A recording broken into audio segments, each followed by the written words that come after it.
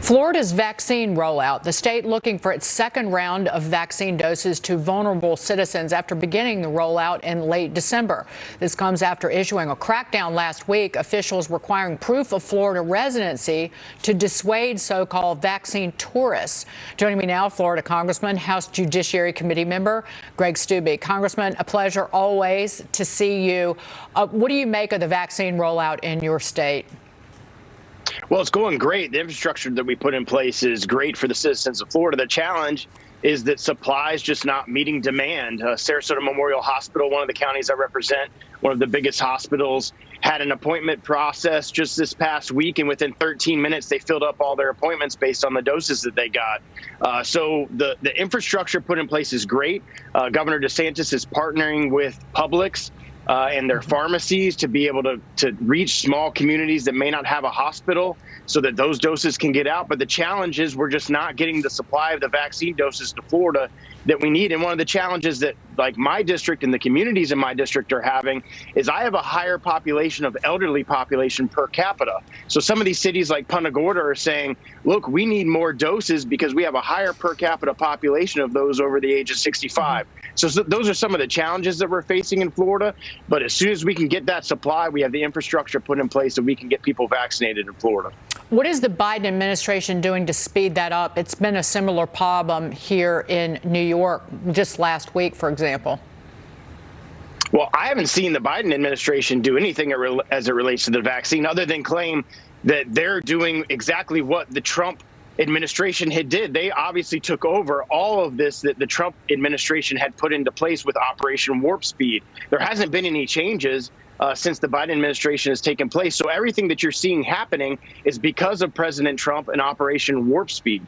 So we just got to build on that. And as soon as those vaccine doses get out of the different pharmaceutical companies, hopefully they can get out and distributed to Americans. I want to move on to big tech censorship. Missouri Senator Josh Hawley has a new op-ed in the New York Post rallying conservatives to fight against cancel culture. Senator Hawley writes this: the alliance of leftists and woke capitalists hopes to regulate the innermost thoughts of every American from school age to retirement. The cancel culture agenda will only succeed if we let it. You'll remember that Senator Hawley's book deal with Simon & Schuster was canceled. He was picked up by Regnery for the publishing of that book. This was following his vote against certifying some of the 2020 election results. Congressman, what do you believe conservatives can do to stand up against this censorship? Again, it's the left-wing media, but then now, and social media companies, but now the tech giants ensuring that, say, Parler was put out of business. I think this is one of the biggest challenges that we're facing in this generation and in this Congress is big tech censorship. I have a bill that would completely reform Section 230. Look, Facebook and Twitter do this because they can get away with it and not get sued because they have liability protection. At some point, the government and Congress thought it was a great idea to give them liability protection. And now they know they can do things like censor the New York Post story about Hunter Biden, and nothing happens to them. So I have a bill that would reform Section 230 and provide a market dominant test. If it's a big social media company like Facebook, Twitter, or Google, then you would have a private right of cause of action if you believe that you were censored. If they are editing and editorializing just like Fox News does and newspaper does, then they should be held accountable and not have liability protection. But Brian, I've talked to, jump in here, but I've talked to a lot of people in the tech industry and talked about Section 230 for many, many years. If you get rid of that protection, there's going to be more censorship.